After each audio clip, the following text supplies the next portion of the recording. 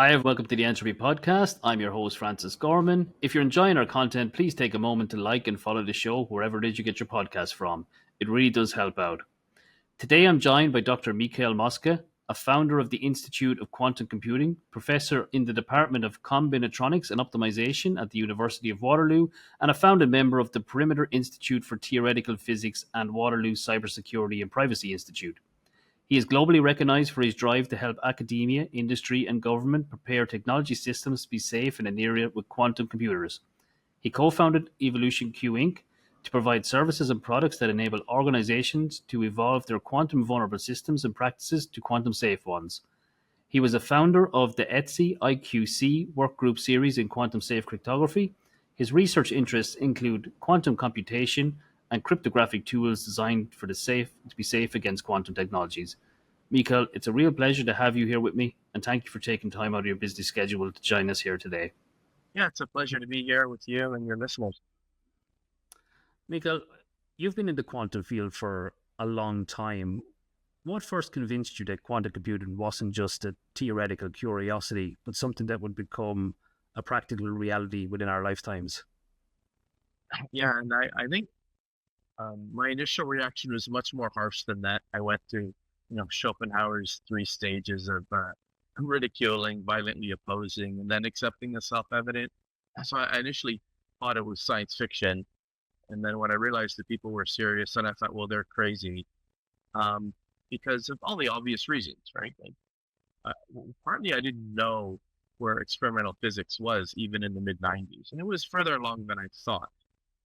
Um, but when my advisor in Oxford basically forced me to meet the physicists who were saying that a quantum computer could break the cryptography I was working on, I realized they were only half crazy, and they actually kind of knew what they were talking about, and that fundamentally the laws of physics would allow a quantum computer.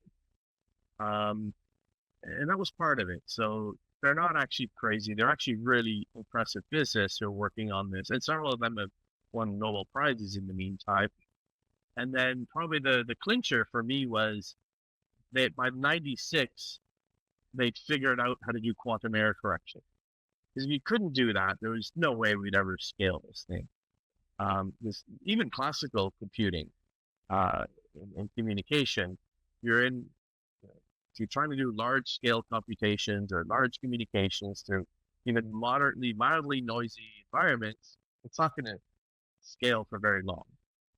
So you really do need some form of error correction. And when I realized that people had resolved, at least fundamentally, how to do that, even if it was impractical back in '96, it went from being impossible as far as we knew to just extremely challenging.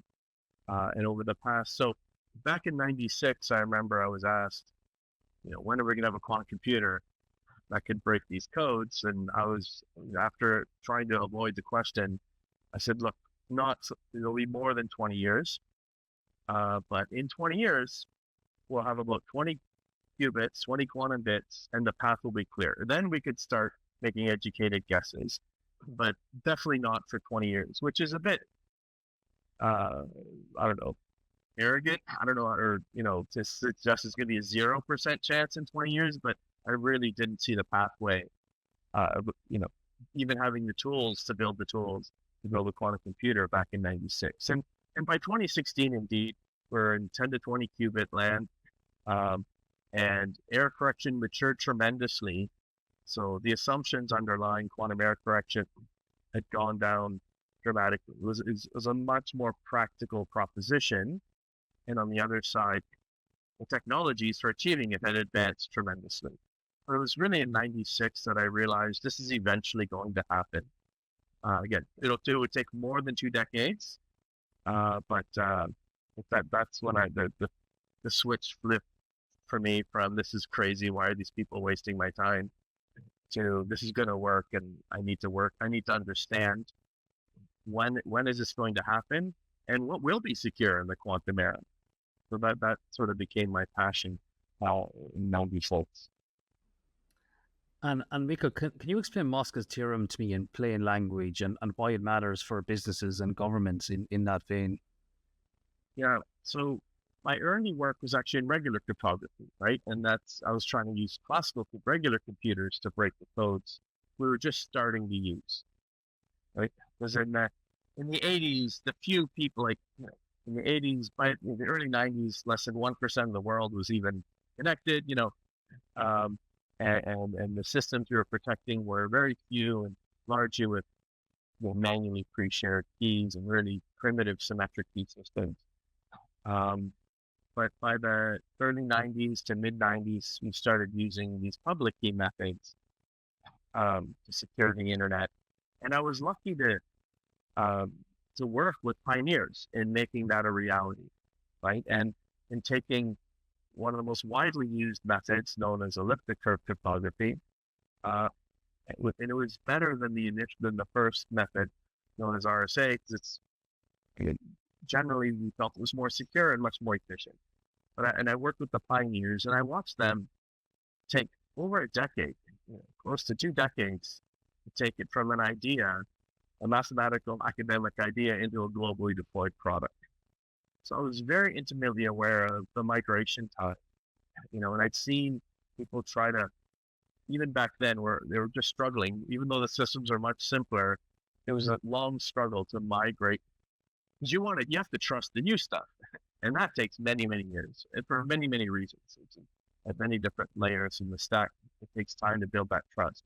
So I knew of the migration time, and I knew of, well, some information needs to be kept secure for a long time. So those are two. So you're not just racing against, and I knew that, the time for quantum computers to get into the hands of adversaries, while it was still a few years away, it wasn't that many years away.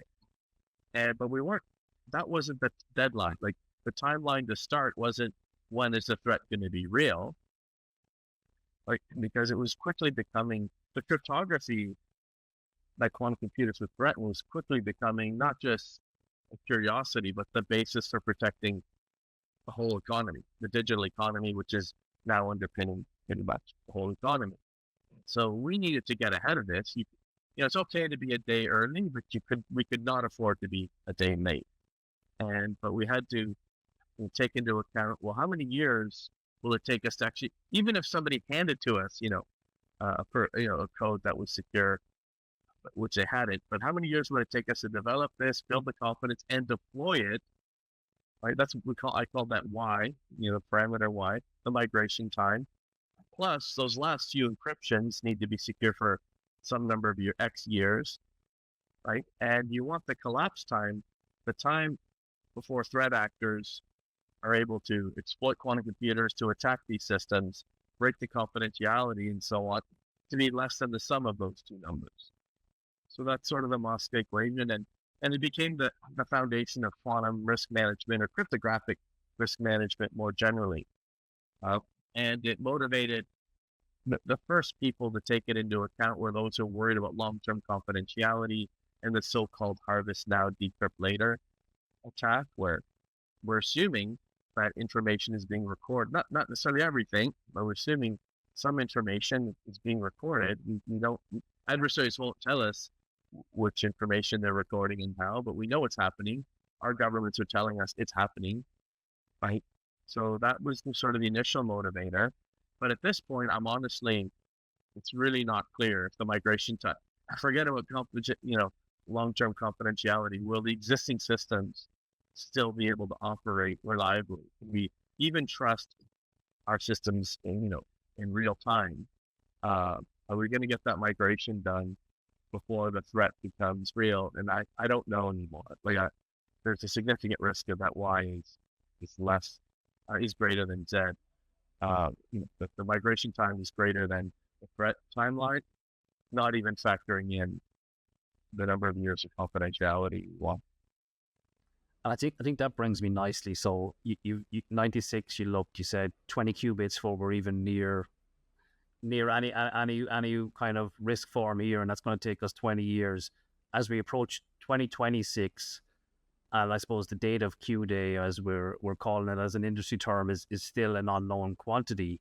But as you sit here, looking into 26, do we have another 20 years? Do we have 5? Do we have 10? What's your take? Yeah. I mean, and to the cynics who say, oh, it's always 20 years in the future, that's just provably false. You can go over all the the past statements, and it went from 0% chance in 20 years down up to now it's over 85% chance. So back in 2015, I started being more public with my risk estimates because the risk was starting to become material within timelines we were not on track to, to address. And then in 2015, I said there's a 1 in 7 chance of this happening by 2026. So to be clear, I said probably not. Like, I'm very aware of how hard it is. I've been working very closely in quantum computing, at, many levels of the stack and with the leaders and building them and programming them. So I knew that probably not by 2026, but I didn't think it was a high confidence, probably not. I really thought there was a 1 in 7 chance that there were enough, you know, unforeseen advances to make it happen. And we have 1 year left. I would say the chance is now less than 1 in 7, which is usually what happens when something is a 1 in 7 chance. It eventually goes to 0. And with 6, 7 chance, the probability goes to 1. But I also said, there's a 50% chance by, I think, 2031. Okay, so, and then, I've been updating those numbers. And I've also now, it was a lot easier to make this prediction back in 2015 because most of the probability was concentrated on one of the front runner platform, the superconducting quantum bits.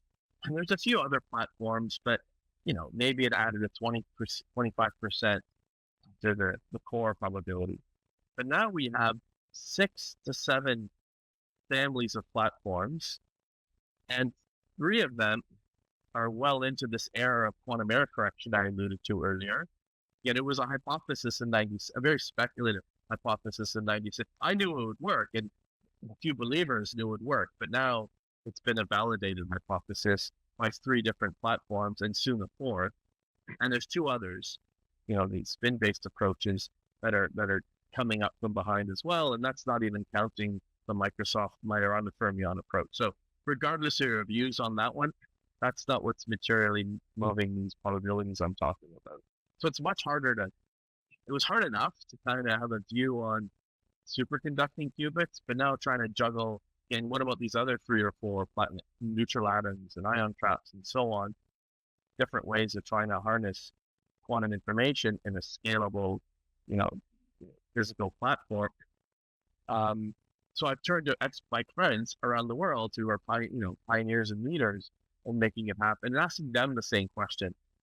So it's not just my view, but we have the view of several dozen other thought leaders who really have the big picture view and are really, wanting to neither overestimate nor underestimate the likelihood.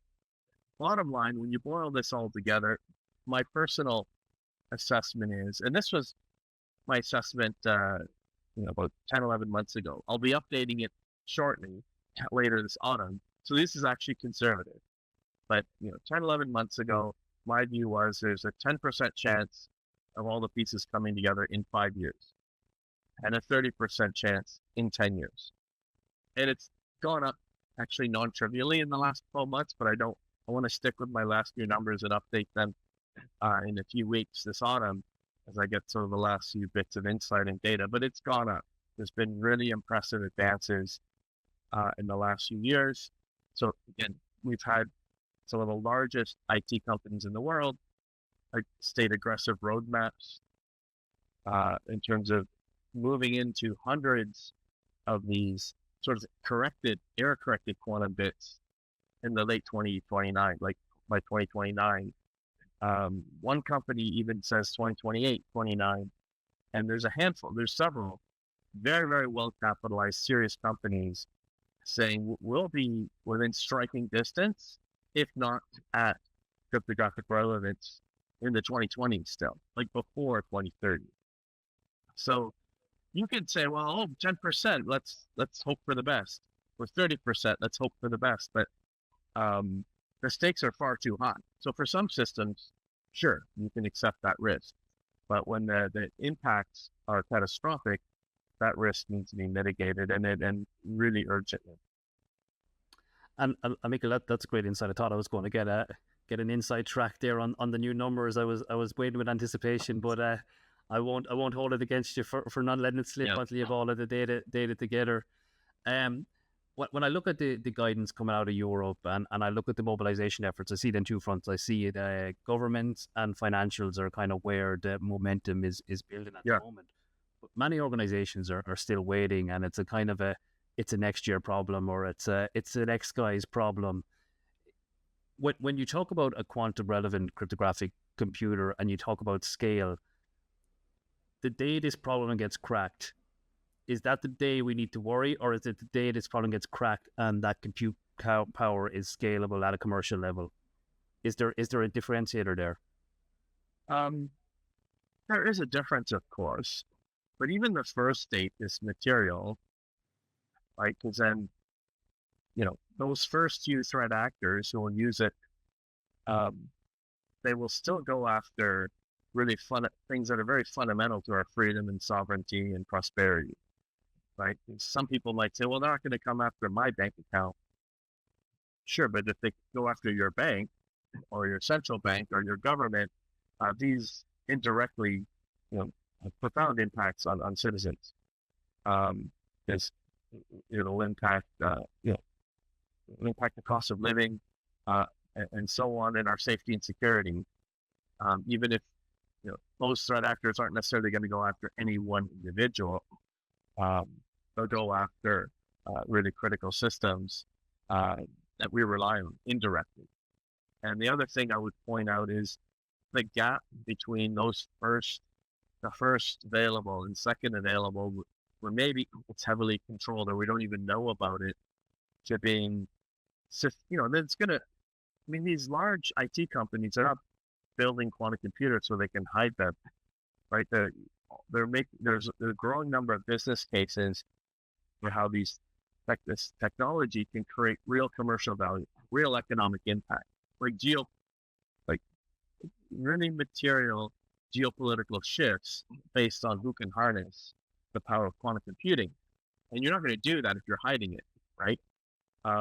So just think back to the British. They developed Colossus, right, to break the fish codes during the Second World War, but then they kept it classified. They dismantled it, kept it classified. They didn't develop a computing industry. They sat and watched the United States do that, right? Obviously that the global role of the UK diminished, and that of the United States continued to rise. Not only for that reason, but that was a certain part of it. So nobody's going to want to hide. They're going to want to use it. Of course, they're going to control it and have a know your client, but it's not going to work, right? Adversaries are going to get on those platforms. If the good players have access, adversaries will get in, and the more you try to restrict them, the bad folk, from getting access, the harder you make it for us to create value with it, because it becomes very expensive and impractical and slow for us to then develop all these other sectors, advanced materials, energy, healthcare, and so on. So I don't think there's gonna be multi-year time lag, like there are many years of time lag. Those first few actors and will get, getting into the hands of negative adversaries, and it's something it can go very rapidly, and it's largely out of our control. So we just have to not be afraid, but just be ready. We actually know how to create cryptographic resilience. So if we want to benefit from AI and quantum and all these things, we don't need to fear their code breaking capabilities. We just have to architect our systems to be resilient against them. And I think the message of cryptographic agility has come true. I was talking to a few people lately, and I think yoga was referenced in terms of agility for your cryptography stack, and a couple of analogies like that to try and add it into the non-technical folk in terms of being able to flex your cryptographic muscles within your organization. You've talked a bit about when this happens, there could be catastrophic type events off the back of it. When I think back to Y2K, we had a deadline and we had an impact. The impact was after this date, everything that uses these underlying systems will just stop working. Quantum won't stop systems working, but it'll break confidentiality. It'll break trust. What do you see as the biggest problem for companies, businesses, governments that don't act now, that don't build in that agility at this point? Yeah, I mean, that's one of the reasons I tend not to use the Y2K term, because while there are some valid parallels with Y2K, there's a lot of things that are very different. So it can help, but it can also confuse, because it will be something that just gradually ramps up. And honestly I'm very worried about the known code breaking capabilities, and we might not get ahead of them in time. And I'm even more worried about the next one, unless we architect for resilience. And agility is a fundamental part of resilience. And it was a buzzword in the technical community for over a decade. And now it's in NIST documents, and all the high level guidance is providing it. Um, Now, I guess another thing that is worth noting that's changed, because fundamentally, people don't change their behavior because they see the light. They change their behavior because they feel the heat. Um, Now, there's the heat caused by your systems collapsing, but we don't want to wait for that. But I think there's a lot of heat already, and that regulators and authorities and customers, even are asking. If you want them to trust you, you better be quantum safe, or have a really compelling story that you're going to be in time. So, and that actually drives businesses to act, right? It's more well, I don't like the checklist compliance approach, but people need to be compliant to be able to continue operating and maintaining their customer base. And so you're seeing all these signals that you have to do this. You better at least pretend to have a plan, and you better quickly come up with an actual plan. And I still see some of the largest FIs in the world where they're like, we're still figuring out who's in charge of this, which worries me a lot. Now, most I would say have somebody in charge, and it worries me if it's one person as well. I mean, this is a multi-faceted team that cuts across all the business lines. Anyway, so the biggest threats, again, we can talk about all the different terrible, so let me break it up into two. So I've kind of outlined all the risks of not being compliant, of not maintaining trust. Like you lose your your customer base. You lose market share if you're a laggard here, right? Like your Christmas bonus might go down. Like your short term career is at stake, and these are the things that generally motivate people more. But in terms of, and on the cyber risk side, of course, it's not just about confidentiality being leaked and paying some fines. Your systems might not work, right? If you compromise the authenticity and integrity of auto updates, for example, like in a zero trust world, like we still need strong cryptography. That's what it allows you to distinguish malware from a legitimate update. And you need the updates because otherwise you don't fix critical security flaws. But if the updates are malware, then your system can go down. Or again, especially in the financial sector, even if the system is fine, but people don't trust it, it goes down, right? How many times have you told people how cybercrime works, and they have this panic look in their face, and they're saying, "Should I take out all my money and put it under my mattress?" And you're like, "No, don't do that." But that's not the answer either. So you need people to retain trust in our systems and our institutions, right? So, and if there's real material loss risks, if cyber attackers have these capabilities, and it's on the integrity side. If you have IoT, in financials, who are less concerned about, driverless cars or connected, or drones and whatever. But if you are in the IoT space, you could lose control of these devices as well. So there's a wide range of risks beyond confidentiality as well that one really needs to worry about. I do want to just elaborate on one thing you said, because things, those of us from the technical side, we tend to highlight the technical buzzwords. Like you need agility, you need PQC, and so on. And I think the business world says, do I really? I don't think so.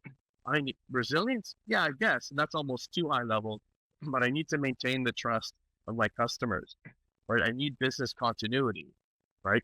I need to maintain my market.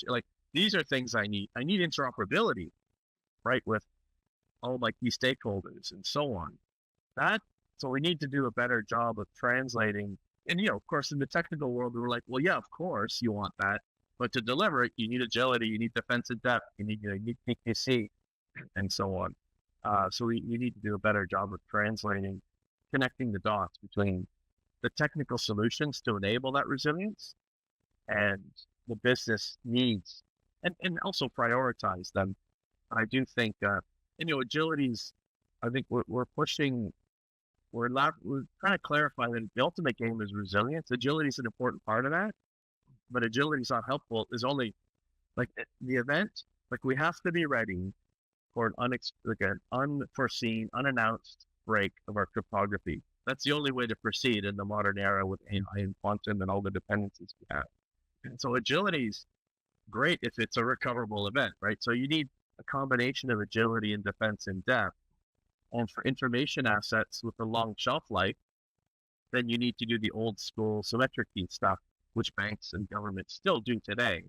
And we need to look at ways of making them more scalable and to, fit in elegantly and simply with all the other, basically the more public key approaches you leverage now.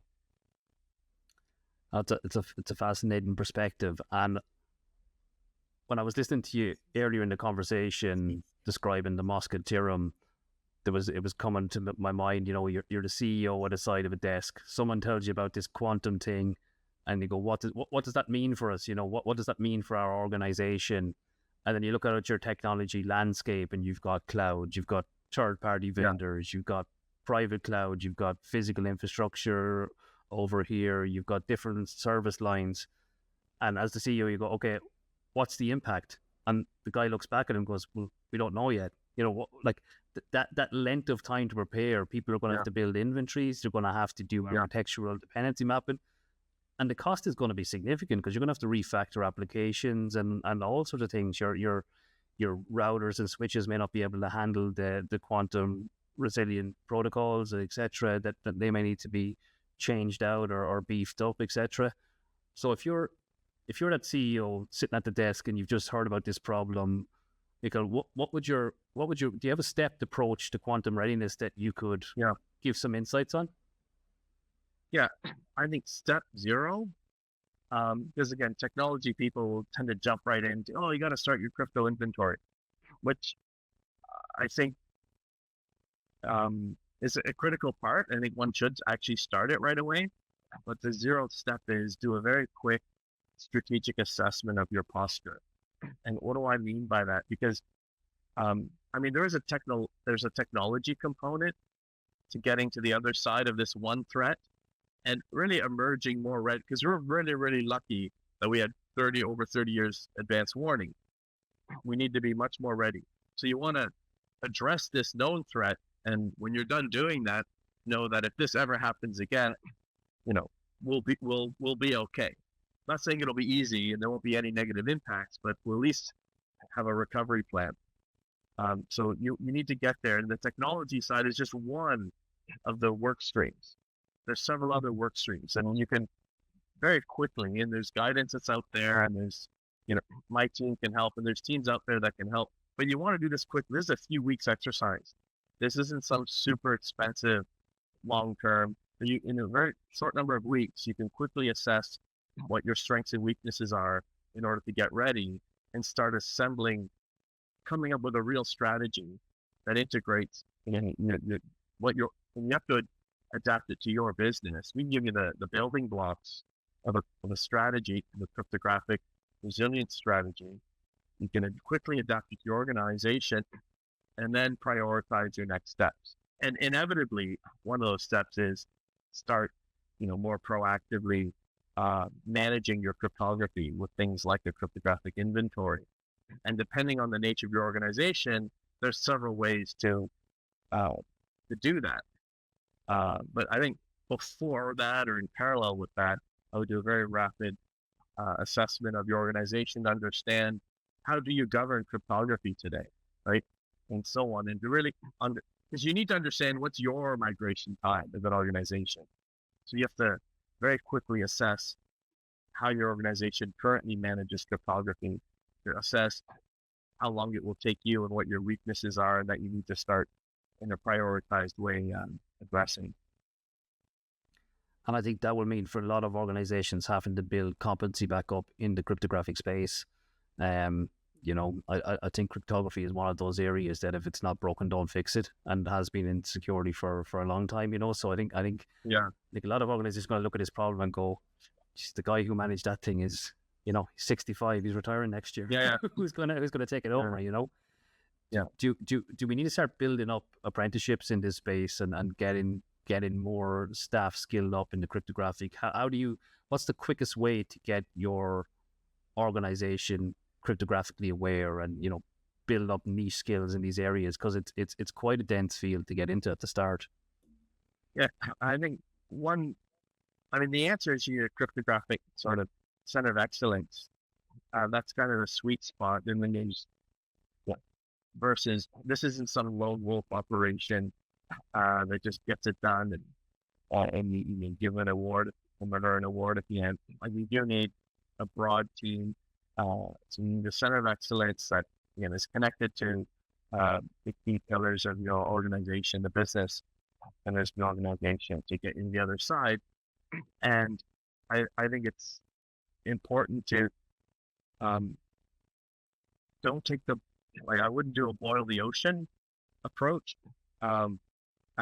So some people made the mistake, and now we're saying we told you so, but they're saying, oh no, like the steps are, first I do a cryptographic inventory, right? And then they looked at all these technological means, fancy, some are fancier than others, and their heads are down. Great, I got to get my inventory, and then I'll start assessing my risk and my migration path, right? And it's like, no, you can immediately, you can ask yourselves, what are my most critical systems that depend on IT? And all your systems depend on IT. And you can, with a couple conversations, like we do this in 6 weeks, and most of that is waiting to scheduling meetings, right?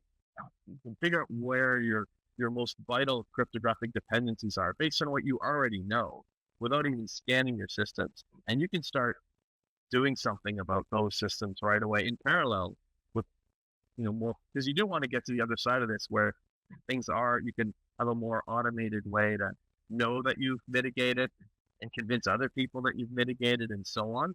So building up your cryptographic inventory is a no regret activity, but you immediately start with business risk, cryptographic risk assessment, starting with your critical business lines. So you got to start doing, and that gets your risk teams involved. Inevitably, they have to talk to different business teams. So you want very quick projects that you measure in weeks, not years. Start getting things done. Start migrating some systems, even if it's a test system. So you need a handful of these, and then you'll have a more visceral understanding of what this is. Otherwise, it'll just remain this abstract problem that you're kind of admiring almost academically. But it's not. This is not an academic project. This is a really critical, uplift of your organization. And the best way to learn is through experiential learning. So start doing some projects, help people understand what this really means, and they start figuring out who they can quickly start making the right partnerships and relationships in the ecosystem, sort of engaging with their supply chains. But I would do it concretely, and this isn't some abstract, this isn't a PhD thesis you're writing. You have to really get this done.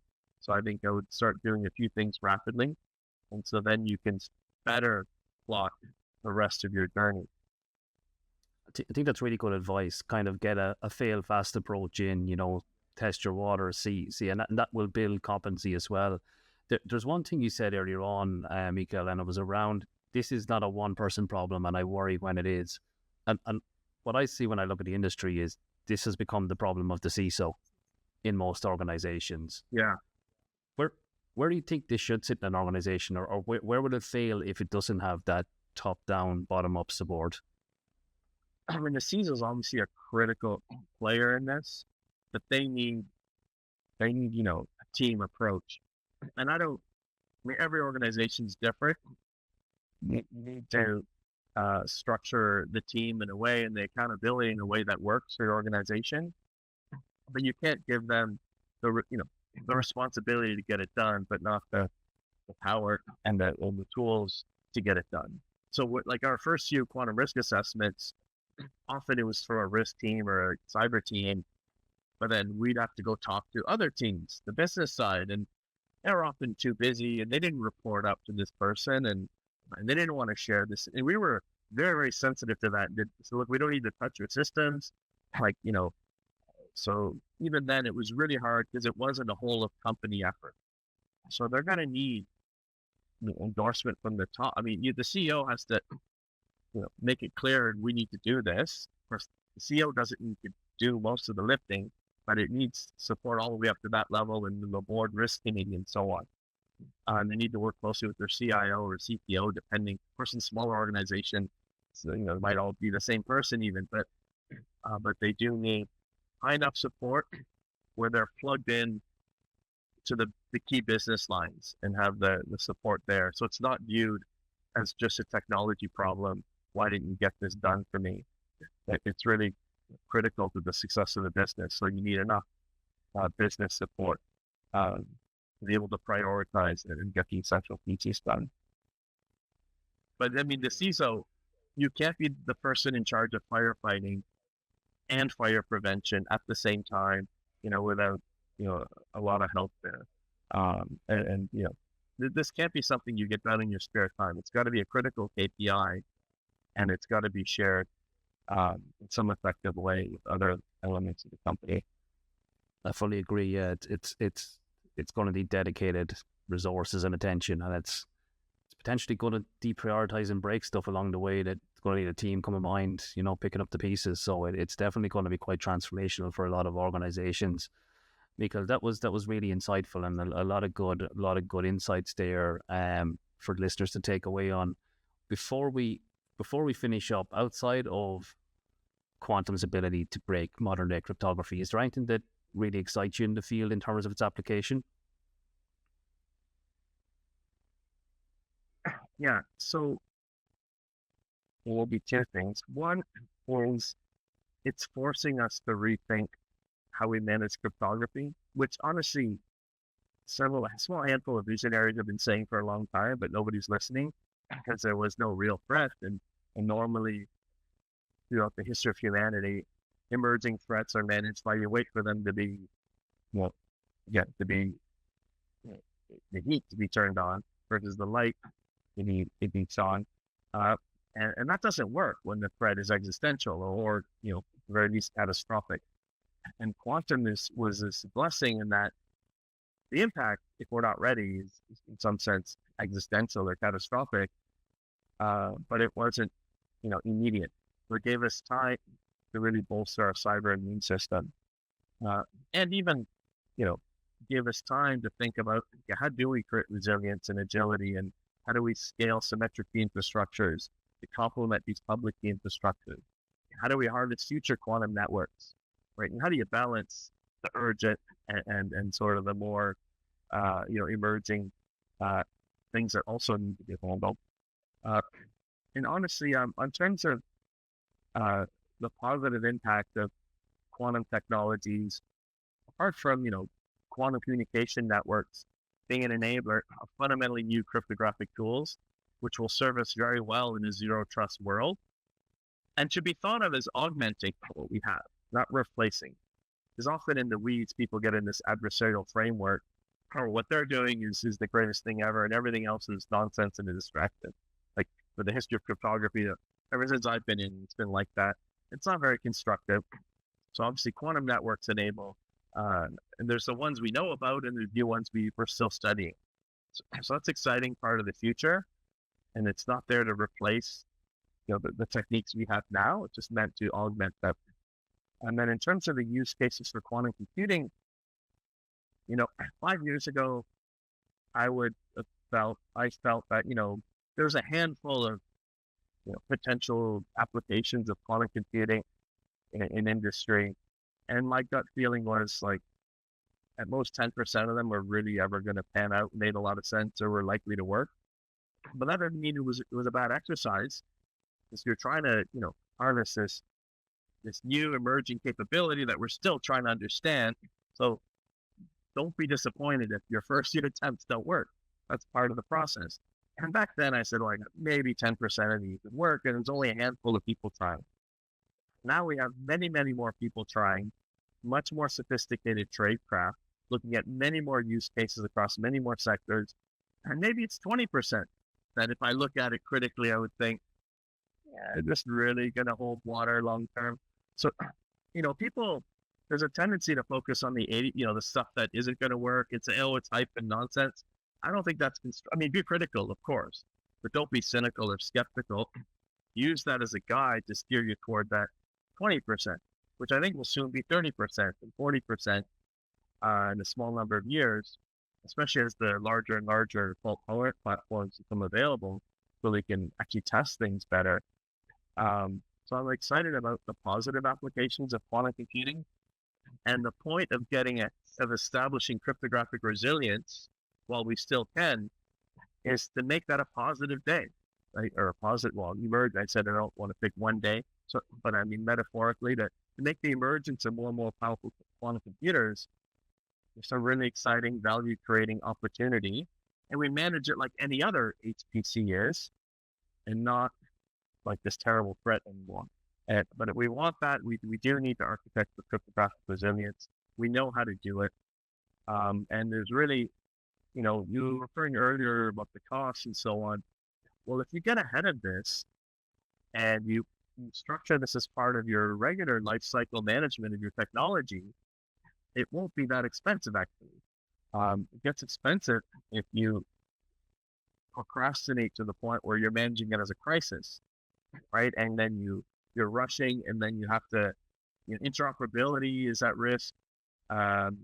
Legacy customers and on legacy systems, you might have to just let them go because you can't have both, and so on. So you won't have to make these tough decisions, or won't have to make many of these tough decisions if you're proactive and map this into your technology lifecycle management, on your supply chain management, and so on. I mean, maybe another possibility that might work for some companies is think of this as an extension of vendor concentration risk and supply chain risk, because they're all using the same cryptographic tools and libraries and so on in many cases.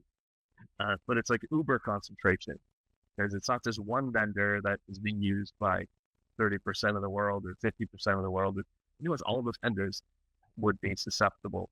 So think about how to incorporate this into your existing risk management practices, get ahead of it, and focus on the positive applications that quantum and AI and whatever else is emerging will bring. I think you nearly got a whole podcast episode without mentioning AI, so you just broke the door on that one. Yeah. Michele, it was absolutely lovely having you on, and I think this conversation has been fantastic and really insightful, so I hope people get an awful lot out of it. But it was a real pleasure speaking with you, and thanks for taking time out of your busy schedule to come on the show. Thanks, Francis.